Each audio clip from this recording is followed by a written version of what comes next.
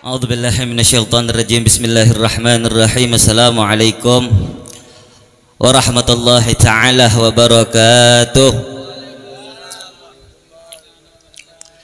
Ngopi gitu, biar nyaman lidah nih. Oleh, mari doa. Alhamdulillah, alhamdulillahi rabbil alamin, wa bihi nasta'in ala umur dunya waddin. Wassalatu wassalamu ala sayyidina wa habibina wa syafi'ina Muhammad ibni Abdullah sallallahu alaihi wasallam. Allahumma salli wa sallim wa karrim wa azim ala sayyidina Muhammad miftahi babir rahmatillah adada ma fi ilmillah, salatan wa salaman daimaini bidawami mulkillah wa ala ali wa sahbihi wa barik wa sallim. Rabbi surah li sadri wa yassir li amri wa hlul 'uqdatam min lisani yafqahu qaul. Amma ba'd. Hadratul mukhtaram, para alim, para ulama, para sadah alawiyin, para guru, para tokoh, baik tokoh agama, baik tokoh masyarakat, kong langkong sing sangat betul kaula hormatin Sayyid Al-Habib Muhsin Ibn Al-Husain Al-Ba'ali, dan juga doanya viral gade nega. Siapa yang mau nyumbang napa sampean nega? Nega ketua kita ini ya, barak lah insyaallah. Bede yang nyumbang terop, bede son, bede siap kuat deh. Mensampean memang sayang, persiapkan semuanya, insya Allah dibalas oleh Rasulullah. Ini Rasulullah sendiri yang berkata, kalau saya salah satu daripada umatku yang mengabulkan daripada hajat daripada keluargaku, dia tidak bisa membalasnya waktu di dunia, izinkan aku kelak di yaumil kiamah akan aku balas dengan syafaatku. Amin. Ya aman, terima jadi nega. Dan juga para hadirin, para anggota Majelis Ta'lim Al-Husaini yang sangat betul kau hormatin, dan para anggota Hadrah Al-Husaini, Masya Allah, para Hadrah neka, semangat beliau neka. Kalau tidak ada mereka neka, ya apa kita ini ya, tidak jalan majelis neka. Hadrah neka singkatan dari apa? Makna Hadrah neka menghadirkan. Tugas mereka neka hadrah neka menghadirkan siapa? Menghadirkan Gusti Kanjeng Nabi Muhammad sallallahu alaihi wasallam. Masya Allah, anggota hadrah neka. Mudah-mudahan kita doakan beliau, mereka selalu istiqomah, panjang umur, semangat dalam memperjuangkan daripada dakwahnya baginda Nabi besar Muhammad sallallahu alaihi wasallam neka. Dan juga tidak lupa puji syukur kita kepada Allah Subhanahu wa taala, yang mana Allah Subhanahu wa taala telah banyak memberikan abad neka nikmat, berjuta-juta nikmat, bahkan kaula sareng panjenengan neka tidak bisa menghitung daripada nikmat yang telah Allah berikan kepada abad neka. Dan salah satu nikmat yakni nikmat sehat wal afiah, sehingga kaula sareng panjenengan neka masih ditakdirin oleh Allah Subhanahu wa taala untuk berkumpul di sini untuk membaca salawat, berzikir bersama. Insyaallah mudah-mudahan semua istiqomah untuk hadir ke tempat-tempat yang baik ini, di tempat-tempat yang insyaallah diridhoin oleh Allah Subhanahu wa taala. Pon situng hadis gula ingin menyampaikan, karena ini akikoh. Ada salah satu hadis Nabi Muhammad sallallahu alaihi wasallam. Mak pindah situ bib kan je rokokan nyaman, abek ngecapak dia rokokan. Saat adil nih kan, cabisan pada. Sallallahu ala Nabi Muhammad, geje.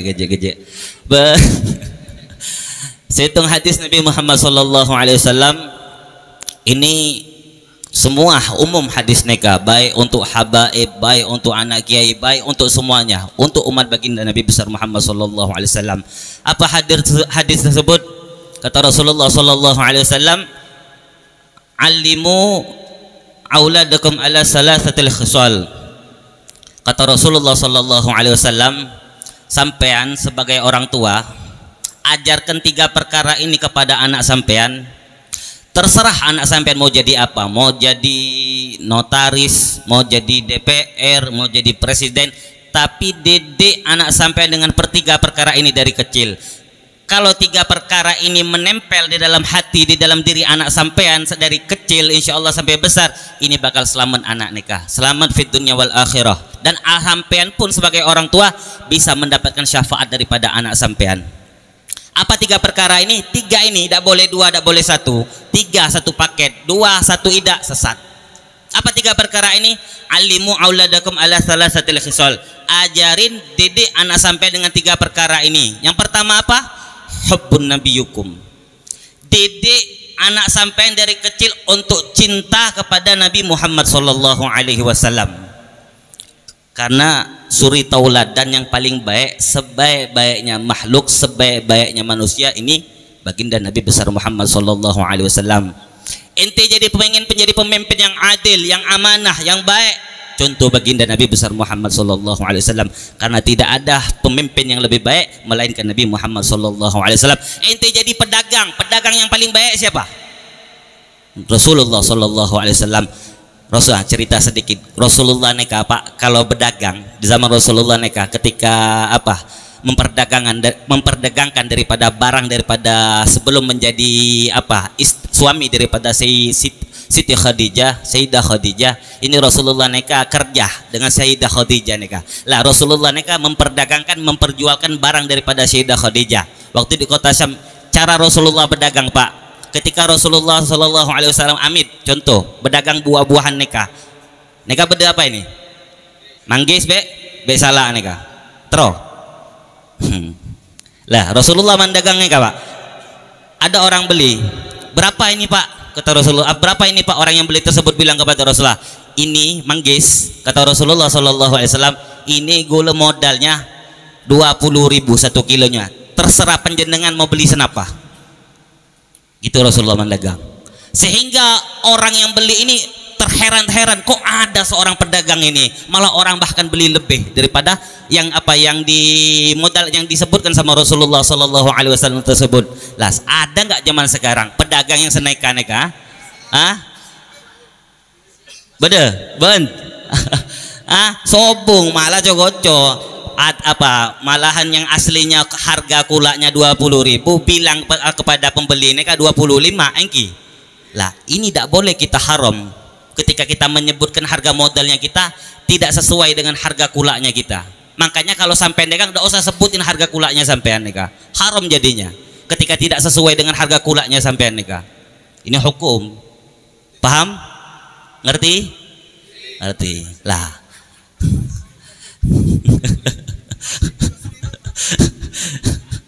Gelaan sampean. Lah, yang pertama apa kata Nabi Muhammad SAW, kalau pengen anak sampean menjadi apa orang yang baik, pengen selamat fid dunya wal akhirah, hubbun nabiyukum, ajarin anak sampean untuk kenal kepada Nabi Muhammad SAW sehingga anak tersebut menjadi ahli ibadah. Tidak ada orang langsung nyampe kepada Allah Pak. Kenapa? Melalui apa? Tanpa melalui baginda Rasulullah SAW. Benar? Langsung ke hakikat tanpa melalui syariat, sesat. Harus melalui Rasulullah SAW. Sehingga kalau anak sampean tersebut cinta kepada Nabi Muhammad, senang melakukan hal-hal yang dikerjain oleh Rasulullah SAW, yakni sunnah, pekerjaan-pekerjaan sunnah. Sehingga anak sampean tersebut senang berpuasa, senang zikir kepada Allah Subhanahu Wa Taala. Ada salah satu kisah di zaman sahabat baginda Nabi besar Muhammad SAW. Pada sehitung sahabat, cara para orang terdahulu Pak mendidik daripada anaknya. Orang dahulu nih kalau didik anaknya ini, ada salah satu sahabat, ini kisah sahabat ini, cara mendidik anaknya ini sahabat. Dia ini seorang sahabat ini mempunyai anak namanya Muhammad, bukan Nabi Muhammad. Sahabat mempunyai anak laki-laki diberi nama Muhammad. Lah, anak sahabatnya kayak yang namanya Muhammad mereka dari kecil, dari umur 1 tahun itu setiap harinya, setiap malamnya sepertiga malam waktunya tahajud, amin, anggap jam 2 malam. Ini anak dari umur 1 tahun dibangunin sama sahabat tersebut, sama orang tuanya tersebut. Buat apa? Buat ngeliatin bapaknya sholat. Anak tersebut sampai umur 3 tahun, anak tersebut setiap malam dari umur 1 tahun itu sampai umur 3 tahun. Umur 3 tahun dibawa anak tersebut ke masjid. bawa ke masjid, kumpul-kumpul pengajian di situ, kumpul sampai umur 5 tahun anak tersebut bisa hafal Al-Quran. Anak tersebut bisa hafal Al-Quran. Biasanya kalau seorang anak ini sudah umur 4 tahun 5 tahun sudah banyak tanya, engki lah. Dia pas umur 4 tahun 5 tahun ini anak tersebut bertanya kepada apa bapaknya ini, wahai bapak, dari dahulu engkau suruh memerintahkanku untuk menjalankan sunnah. Apa sunnah ini bapak? Anak tersebut nanya kepada bapaknya, seorang sahabat Rasulullah nikah. Sunnah ini nak, sunnah ini pekerjaan yang dikerjakan oleh Nabi Muhammad SAW. Lah Nabi Muhammad ini mana pak? Dibawa sama anak tersebut ke makbarahnya, magam kuburannya Rasulullah SAW. Dibawa anaknya ke depan makbarahnya Rasulullah SAW. Dibawa anak tersebut, ini nak Rasulullah SAW. Rasulullah sudah meninggal pak, engki nak. Terus kenapa kita harus masih tetap menjalankan daripada ajarannya bapak, sedangkan orangnya sudah meninggal? Wahai anak, dengan kita menjalankan daripada sunnahnya Rasulullah nikah, kelak di yaumil kiamas, kelak kita berjalan di atas siratul mustaqim, ini yang akan membawa kita masuk ke dalam surganya Allah Subhanahu wa taala. Tambah cinta anak tersebut, diajarin oleh oleh sahabat tersebut untuk cinta kepada Nabi Muhammad. Lalu anak tersebut bertanya kepada bapaknya tersebut, wahai bapak, bagaimana cara bisa bertemu Rasulullah Sallallahu Alaihi Wasallam? Perbanyak sholawat nak, perbanyak menjalankan sunnah-sunnahnya Rasulullah Sallallahu Alaihi Wasallam. Tambah cinta anak tersebut, banyak sholawat, banyak zikir, banyak menjalankan sunnah-sunnah, hingga anak tersebut bisa mimpi baginda Nabi besar Muhammad Sallallahu Alaihi Wasallam di umur 7 tahun, mimpi Rasulullah pak. Lalu dia pas ketika mimpi Rasulullah Sallallahu Alaihi Wasallam, ketika bangun tidur dia langsung menyamperin bapaknya, langsung menghamperin bapaknya, lalu bilang kepada bapaknya, wahai bapak, aku sudah bertemu baginda Nabi besar Muhammad Sallallahu Alaihi Wasallam di dalam mimpi. Wahai anak, kata bapak tersebut, wahai anak, engkau baru dalam mimpi bertemu Rasulullah, sedangkan aku secara yakozo sudah pernah bertemu Rasulullah Sallallahu Alaihi Wasallam. Bikin tambah cinta anak tersebut oleh bapaknya tersebut. Lalu bagaimana bapak supaya saya ini bisa bertemu Rasulullah Sallallahu Alaihi Wasallam secara yakozo? Tambahkan cintamu, tambahkan semangatmu, tambahkan sholawatmu nak, tambahkan jalankan sunnah-sunnahnya Rasulullah Sallallahu Alaihi Wasallam. Tambah cinta anak tersebut, sehingga anak tersebut tambah cinta, banyak sholawat, tambah banyak menjalankan sunnah-sunnahnya Rasulullah, sehingga anak tersebut dalam keadaan sadar bertemu baginda Rasulullah Sallallahu Alaihi Wasallam. Pas di umur 9 tahun, di zaman dulu, zaman sahabat, para sahabat, para zaman tabi'in, sahabat dan tabi'in, di umur 9 tahun anak tersebut lagi main sama teman-temannya pak. Ada suara azan, panggilan azan. Kalau di zaman dulu itu, kalau ada suara azan, itu belum waktu masuknya sholat, itu berarti panggilan untuk perang pak. Sehingga anak tersebut mendengar suara azan, bukan waktu masuknya sholat, melainkan waktu panggilannya untuk perang. Anak tersebut langsung berlari ke belakang gudang, ambil kuda bapaknya, ambil tameng, ambil pedang pak, hingga anak tersebut menunggain kuda berbaris di barisan paling depan. Lah di zaman dahulu itu orang yang boleh ikut perang itu paling kecil umurnya 12 tahun. Lah sedangkan anak ini baru umur 9 tahun. Di waktu itu memimpin perang Sayyidina Abdurrahman bin Auf. Lah sehingga Sayyidina Abdurrahman bin Auf ini melihat anak tersebut masih kecil, lalu bilang, ini anak saya Raneka, kata Sayyidina Abdurrahman bin Auf. Salah satu sahabat menunjuk, jangan, itu anakku wahai Sayyidina Abdurrahman bin Auf. Didatengin oleh Sayyidina Abdurrahman bin Auf, anak ini belum cukup umur untuk perang, tolong kau bawa. Lalu dibawa anak tersebut, digendong oleh bapaknya tersebut, sambil digendong bertanya anak tersebut, wahai bapak, bukankah dari dulu engkau selalu memerintahkanku untuk menjalankan daripada sunnah-sunnahnya baginda Nabi besar Muhammad Sallallahu Alaihi Wasallam? Bukankah peperangan ini adalah salah satu sunnahnya baginda Rasulullah Sallallahu Alaihi Wasallam? Naam, tidak bisa menjawab bapak ini. Terus bagaimana nak? Aku mau ikut perang. Dilepas anak tersebut, maju paling depan, langsung bilang kepada Sayyidina Abdurrahman bin Auf. Anak itu bilang, wahai paman Abdurrahman, izinkan aku untuk menjalankan sunnah ya baginda Nabi besar Muhammad, aku mau ikut berperang anak tersebut pak. Dikatakan di dalam riwayat, anak itu pas ketika perang, anak itu lari paling kencang. Dikatakan di dalam riwayat, anak tersebut bisa memenggal daripada kepala kaum musyrikin itu 70 pak. Dikatakan lagi di dalam riwayat 170 yang dia bunuh. Anak umur 1 tahun, anak umur 9 tahun, umur 1 tahun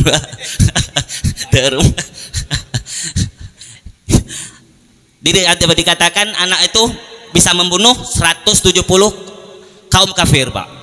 Lah selesai perang dilihat daripada jasad-jasad yang para syuhada, orang-orang yang mati di dalam perang nih Pak, para syahid nih Kak. Bapak ini melihat daripada orang-orang yang mati syahid, Bapak nungguin anaknya, nyari anaknya. Soalnya anak ini paling depan waktu pas mulai perang, Pak. Ngelihat daripada salah satu orang-orang yang mati syahid, nangis Bapak ini melihat daripada sahabat-sahabatnya yang meninggal. Ketika satu orang jasad dilihat ternyata anaknya, Pak. Dikatakan itu anak tersebut tertempel, tertusuk 170 anak panah yang tertempel di dalam jasad anak tersebut, sehingga kuping ini sudah tidak ada, leher ini sudah tidak ada, tangan ini sudah tidak ada, Pak. Yang anehnya Bapak tersebut ketawa, Pak, tersenyum ketika ngelihat jasad anaknya seperti itu. Jadi ada salah satu sahabat bilang kepada Bapak ini, kepada bapaknya seorang anak ini, wahai sahabatku, engkau melihat daripada jasad-jasad yang lain yang meninggal, para syuhada yang lain, engkau menangis. Ketika kau melihat daripada jasad anakmu, engkau tertawa. Kenapa? Lah, apakah kau ini gila? Kata sahabat yang lainnya. Wahai sahabatku, ketika aku melihat daripada jasad-jasad daripada sahabat-sahabatku, aku menangis. Akankah kelak aku di yaumil kiamah akan dikumpulkan kepada mereka? Karena aku tahu mereka yang mati ini akan masuk dalam surganya Allah Subhanahu wa taala. Aku khawatir tidak akan dikumpulkan bersama mereka. Lah, ketika aku kok ketawa melihat daripada jasad anakku, aku dikasih penglihatan oleh Allah Subhanahu wa taala. Aku melihat anakku ini lagi bermain dengan baginda Nabi besar Muhammad sallallahu alaihi wasallam. Ini orang zaman dahulu mendidik anaknya, Pak. Dia tidak ini. Yang penting anak cinta kepada baginda Nabi besar Muhammad sallallahu alaihi wasallam. Yang kedua, yang pertama apa? Hubbun nabiyukum. Didik anak sampean untuk cinta kepada Nabi Muhammad sallallahu alaihi wasallam. Yang kedua, hubbul ahlul bait. Didik anak sampean untuk cinta kepada keluarganya baginda Nabi besar Muhammad sallallahu alaihi wasallam. Cinta kepada aulia salihin, kepada kiai, kepada alim ulama, kepada habaib. Didik. Mau kemana lagi Pak kita kalau tidak mendidik anak kita kepada orang-orang soleh? Baginda Rasulullah sudah tidak ada. Siapa penerusnya? Para ahlul baitnya, para kiai, para orang berilmu. Didik, kenalin anak sampean, ajak anak sampean tuh untuk kenal kepada, minta doanya mereka, capis mereka. Doa melolo. Iya, orang zaman dahulu tuh kalau ada satu alim ulama datang ke kampung dia, berbondong-bondong membawa anaknya, Pak. Untuk apa? Untuk didoain anaknya, biar jadi anak tersebut jadi anak yang soleh, soleha. Mudah-mudahan anak kita jadi anak yang soleh, soleha semuanya. Yang ketiga, yang terakhir ini, hubbul qiraatil Quran. Didik anak sampean untuk cinta ke membaca daripada Al-Quran. Banyak zaman sekarang satu harian berapa sampean ini, gue tanya, berapa lama sampean tidak mendengar daripada lisan daripada anak sampean tidak ngaji Quran di dalam rumah sampean? Bener? Sampean tidak gelisah? Semestinya kita gelisah. Gelisah kita ini. Banyak orang sekarang ini Al-Quran malah sampai berdebu Quran itu, sampai berdebu Al-Quran itu. Padahal Al-Quran ini wajib. Apalagi kita ini ketika kita punya anak yang ahli Al-Quran, yang apalagi sampai hafal Al-Quran dan mengamalkan isi daripada Al-Quran, kelak orang tuanya, Pak, ketika di padang mahsyar itu, ketika di yaumil kiamah itu, orang tua yang mempunyai anak ahli Al-Quran itu dipakein mahkota, Pak. Ini bapaknya, Pak, dipakein mahkota. Lah mahkota itu untuk orang-orang yang top, Pak. Presiden, juara satu. Lah orang yang mempunyai anak yang ahli Al-Quran ini kelak di yaumil kiamah dipakein mahkota, mendapatkan keistimewaan, mendapatkan mahkota. Itu terangnya mahkota itu, Pak, sebagaimana terangnya matahari di siang hari. Orang pada kagum melihat orang tua ini dipakein mahkota. Orang ini kagum semua. Lah ini seorang bapak yang mempunyai anak yang ahli Al-Quran. Lalu bagaimana seorang yang ahli Al-Quran sendiri, yang hafal Quran sendiri? Makanya mudah-mudahan kita minta sama Allah Subhanahu wa taala anak keturunan kita semua jadi anak yang ahli Al-Quran. Dan semua ini, Pak, kalau kepengen anak sampean semua jadi anak yang soleh soleha, itu tergantung sampean. Bener? Man sampean tak soleh soleha, ada remah anak sampean mau soleh soleha. Bener? Sampean memerintahkan anak sampean untuk sholat, untuk puasa, sampean tak sholat, tak puasa. Tak bisa. Syirul aba fi abna, sir bapak ini, orang tua apa, anak ini lah sebagaimana pepatah ya, buah tidak jauh jatuh dari pohonnya. Lah begitupun kita sebagai orang tua, peniru paling hebat ini seorang anak, Pak. Peniru paling hebat ini gula nega Amit di anak nega bini namanya Sofia Alawiyah. Ini gula kan waktu ada 3 bulan yang lalu nega gier bek manu, Pak, manu perkutut nega gula benhare nega apa ker anak nega niru, Pak, jantung balang. Jadi setiap burung itu bunyi, Pak, gini-gini anak kok lo balang. Geng, alhamdulillahnya, Pak, gula istiqomahin setiap gula sholat anak itu. Kalau lagi tak tidur, kalau untuk meniru sahabat itu untuk bangunin lagi tidur itu tak bisa lah. Pas dia lagi tak tidur, sabek bengko, Pak, di depan apa, di samping, jangan di depan, di samping kita sholat, biar anak itu ngelihat kita sholat. Iyalah anak kadang di depan sejadah habis kita sholat, kadang digantungi ya, ketika kita doa dilihatin. Alhamdulillah ketika apa disuruh doa ini anak ini Kak, anak gula ini Kak, tak tahu apa ini, amin pokoknya bisa.